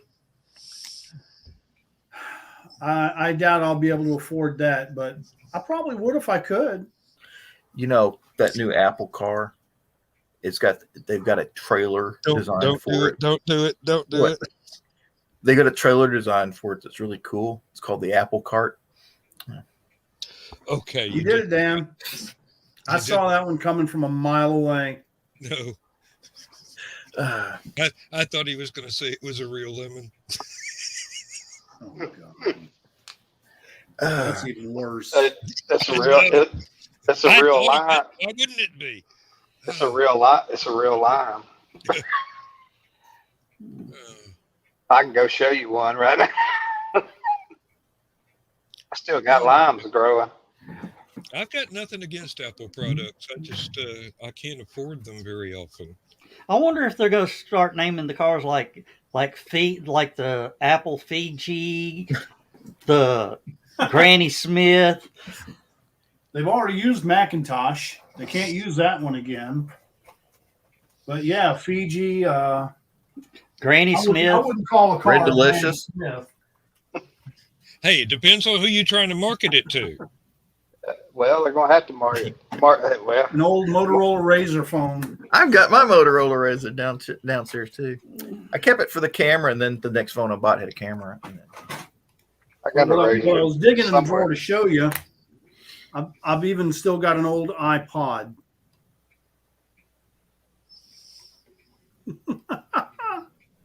I've got a clone of that, I think. I've never seen an iPod that big before. It's not an actual iPod. It's just a. We've got one of those little ones that docks with the Bose system, and it's the size of a postage stamp, literally. Shows you how old it is. It's got the wide multi-pin. Uh-oh. We're in trouble now. Here to ping. The only one missing is Bill. Yep. I don't exactly know what brand this is. It's just Yes. I bought Howdy, it Bill. to plug into Hello. my guitar amp so that I could jam along with tunes from stuff that used to go on in mine and Jim's jam sessions, so I could relearn all the songs that we used Is to it play. powering up, Lewis? Well, it's showing the dead battery, but that it shows this will it'll still boot up once I It's charge it. got 3 dots on it. And it'll probably try to connect it. It'll probably try to connect to the internet. I And know. Apple will charge you $28 in back fees. No, this one does have Wi-Fi, but what it doesn't have is DRM, What is that? digital rights management. Oh, You know, that annoying little piece of software that keeps you from putting all your previously pirated music on your new iPhones. This one doesn't have that issue. Oh, look, there's the Apple. The only thing is it doesn't have Bluetooth. This was made before Bluetooth was widely available. So you have to watch use, Lewis, by plugging this thing in, crash the entire Apple network worldwide because it's just some old piece of tech they didn't think existed anymore, and it literally just China I've still launches got my nuclear. 2005 iMac that still works perfectly. He's about to. They don't support it anymore. China's launching nuclear weapons Yeah, I was about to because say, he just China's wiped about out to go. their whole defense grid. Oh, China's about to have a power outage. yeah. Well, that's Hey, because Bill. they're all running Windows 3.1. Windows. Yeah. Remember what we were talking about Saturday, Bill? Oh yeah. I went to McKay's used bookstore and got it for $6.50 in Very cool. mint condition, man. I mean, not a scratch or scuff on the record. It was in the plastic sleeve, everything. You got something to play it on, Lewis? Oh, God, yeah. I've never been Okay. without a turntable. That's my problem right now. I don't have anything to play mine on, and I'm going. Walmart's got a Crossley now for $39.95, and it's got Bluetooth that you can actually hook a Bluetooth speaker up, and it'll play through the Bluetooth speaker. I've been Oh, wanting wow. to get Audio I've got Technica one makes that, one that's got a USB, so you can plug it into your computer and you can digitize your That's- albums. I need to get one of those cassette players to do that and basically put all my cassettes on the computer. Because they don't have no copyrights on that stuff. Yeah. Anyway, The Crosley that I was looking at, Joe, is called a Crosley Lancaster, which it looks like an old, I want to say like a Tombstone style radio, but that's not really exactly accurate. But Yeah, I know what you're talking about. Yeah, it's about $129 or $149, something like that. So it's not incredibly expensive or anything. But like what you said about the Bluetooth and all that, it has that on there. Now, one thing I was astonished to see when we went to Barnes and Noble today, they have a vinyl records section, and I walked Vinyls up. coming back. I walked up to it. And go, I Everybody have 3 times this many records on shelves in my house right now, and they go back to well, let's see. There's actually one that's a 78. But I've got stuff that goes back to before I was born. Lord, the Vienna Symphony on the Air. The thing that I listen to the most on that is Die Fledermaus, which it's got a great piano solo in there. Let me tell you, that's just an amazing piece of music, which folks will not believe that classical music has great solos in there, but yeah, it do. Depends on who the composer was, but yeah, it do. But Lewis, here in Tuscaloosa, we've got a store that's all they sell is LPs. Yeah. They probably got 50,000 LPs in there. If you want to find propane and propane accessories. Yeah. If you want to find it, you probably can find it in there. You just have to dig through stuff. Well, I also got Best of the Guess Who. While I was Who? there. Yeah. Love Guess Who. Mm-hmm. No I sugar played tonight in my coffee. I played On the a, album. Oh, I played a Clap bunch of Get for To the- videos from YouTube for Lindsay, and she goes, "I didn't know who did those songs. I was in England when those came out." And I go, "Yeah, you were." yeah, Bill, did you that's go the watch? one I had. Best of the Guess Who. It's got Mhm. These Eyes, Laughing, Undone, No Time, American Woman, No Sugar Tonight, New Mother Nature. That's all on the A side, dude. That's just the A side. I like that. He pulls out a 60s albums and starts talking like he's in the 60s. Dude. No, that was definitely 80s. Yeah. Yeah. Dude is 80s, man is 60s. Yeah. Mhm. Yeah. Yeah, Did you go watch a movie tonight too, Bill? Do what? Did you go watch a movie tonight too, Bill? No, I'm taking my niece on Saturday to go see the Ghostbusters. So Joe, shut up. All I'm gonna No, say, he didn't give nothing He away. didn't give any Oh. spoilers. all Okay. I'm gonna say is, stay till till the credits. I mean, where it says Sony, Blah, blah. Sony Studios, whatever, at the end of the scrolling credits, Okay. Stay all the way. all the way through. He So said there's, just kind of act like we're watching a Marvel movie. Yeah. And he then said stay a little longer. there's two Yeah. ending credits. He said there's two ending credits. Yeah, there's Okay. Okay. Oh, Lewis, do they have Star Baby and Clap for the Wolfman on the back of that Guess Who album? no. I'm thinking that I wish had to they get did. it I love Clap for elsewhere. Wolfman. Oh, No, I the- do too. Man. The I used to B-side- have the 45. B-side's not as good. It's Hand Me Down World, which is good. Mhm. Bus Yeah. Rider, Share the Land is good. Yeah. Do You Miss Me, Darling, and Hang On to Your Life. Well, Uh, the last two weren't quite. there's one I can recommend on YouTube. It's either all 17 or all 18 minutes of American Woman, Mm. and it has Randy Bachman just tearing up two different guitars. One of them the strings break, and his helper hands him a second one in the middle of the song. The band does not slow down, and he picks right back up where he left off and just keeps right on going, even though he doesn't even know if this thing is exactly tuned the same way as the one that the string just broke on. I mean, you'd think the crew would keep it that way, but I know guitars, so they can change tune just by sitting someplace and Well, getting a little especially bit warmer or colder. especially in a concert hall, is because when you get there and set up, it's nice and cool, Mm-hmm. and you tune your guitars and everything. The crowd shows up, place heats up to 100 degrees, and Spotlights. yeah, Exactly. Well, and two, which Dan could probably tell you this, if Randy Bachman's got 4 guitars behind him, besides the one that he has strapped to him, those guitars are probably tuned to whatever songs are going to be coming Yeah. up on the playlist. Well, not because- only Randy, but lots of other people do Well, the same. sure.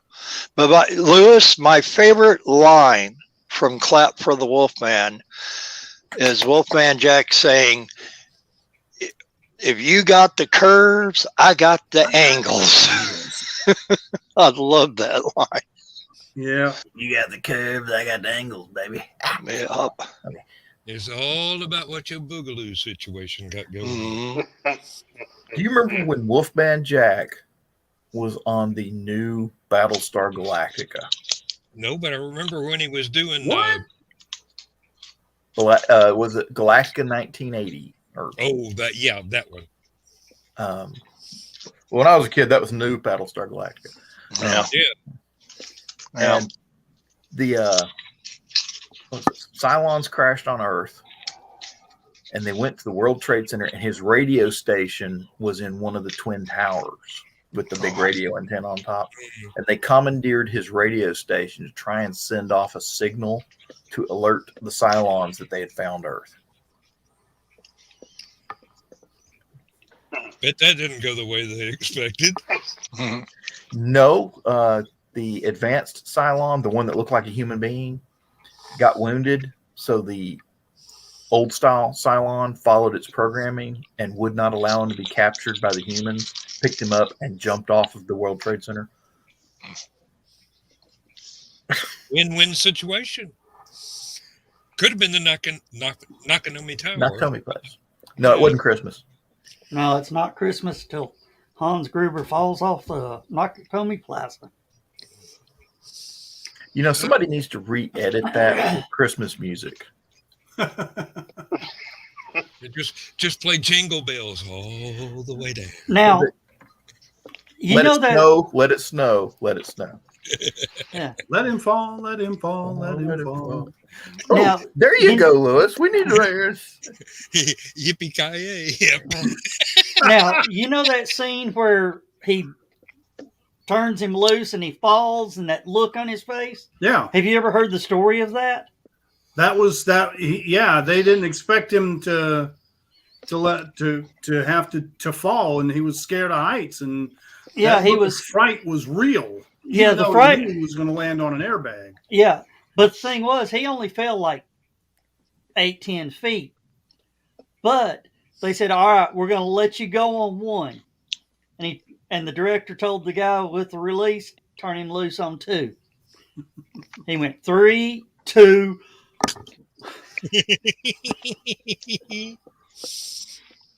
Made it that much more believable then, I guess.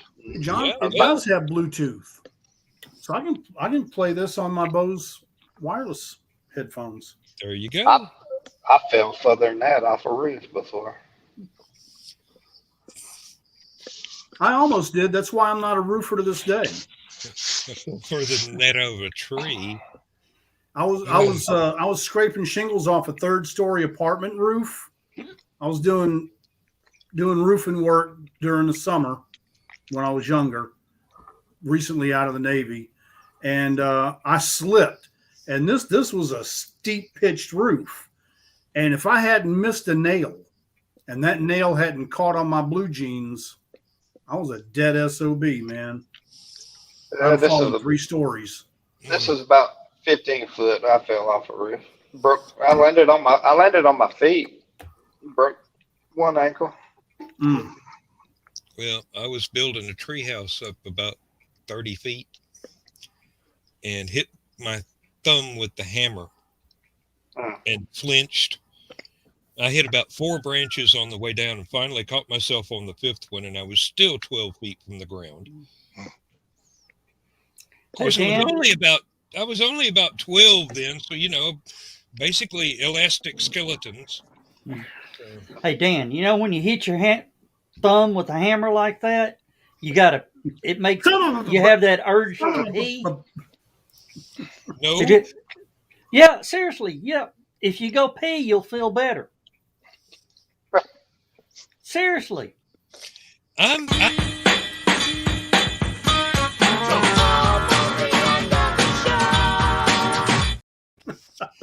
imagine I took care of that on the way down. Yeah. Well, you know why? You know why that is? When you mash your fingers, you got to go pee.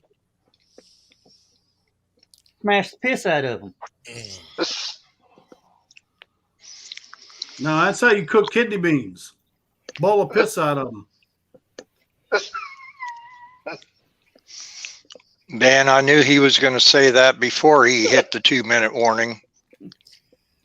I didn't, but I knew something was up. Well, All right. the yippee-ki-yays are dropping, and the H and K's are popping. Oh, Bill. And when they let Gruber go, let it snow, let it snow, let it snow. Hey, Bill. My I wife think don't think that's a Christmas movie. Bill, I don't think Carl should have said that every time he sees that we post, it scares him. He asked for my memes. Yeah. He asked for it, and I told him, be careful what you asked for. Yeah. He says anytime he sees I've posted something in the room, room, it just scares him. Well, it was Donna first, then you, then Bill. Yeah. So we see where the triple threat lines up. Yeah. And of course I did have to post just keeping Carl Whitzman on his toes. Yeah. Mhm. I need to post something in there now.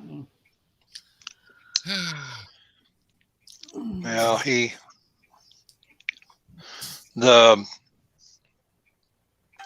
the Ralphie one was late last night, so that's where my mind was on that. But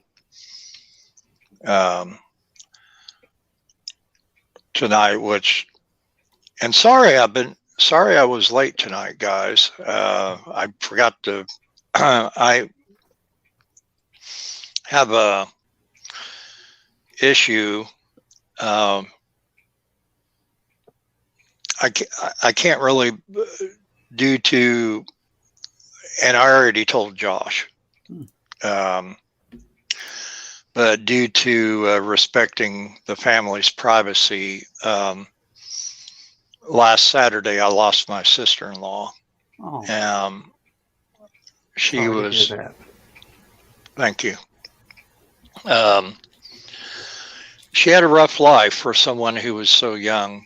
And so anyway, there was another thing coming up tonight that I found out about, which I can't talk about, but I had to talk about it. So I was on the phone with Laura for a couple hours, and anyway, so, and I had a story all worked up, which I guess I can say it.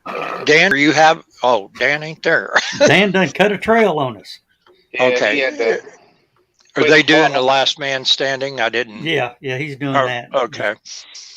I can But he do my better- story on his show then. So, All right. because I know you don't have enough time, but Yeah. it's a kind of Actually- this day in history. Oh, okay. Well, I'm gonna go ahead and get this set up and ready, just in case Dan don't make it back. I'm gonna. We need to say good night, everybody, and I'm gonna be over there prepared to start Dan's show. No, Dan's back in time. Dan, jump back in. Say good night, everybody. Good night. good night. Yeah, everybody. Good night, everybody. We'll see Good y'all night, everybody. Saturday night.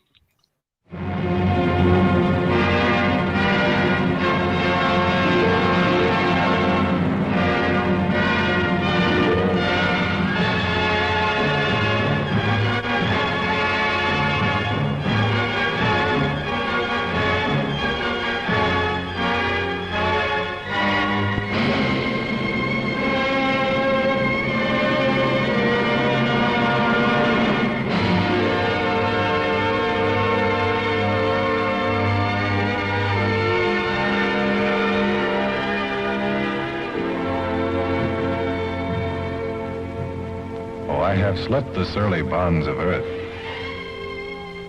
and danced the skies on laughter-silvered wings. Sunward I've climbed and joined the tumbling mirth of sun-split clouds and done 100 things you have not dreamed of. Wheeled and soared and swung high in the sunlit silence. Hovering there, I've chased the shouting wind along and flung my eager craft through footless halls of air. Up, up the long, delirious, burning blue, I've topped the windswept heights with easy grace, when never lark nor even eagle flew. And while with silent, lifting mind, I've trod the high, untrespassed sanctity of space, put out my hand and touched the face of God.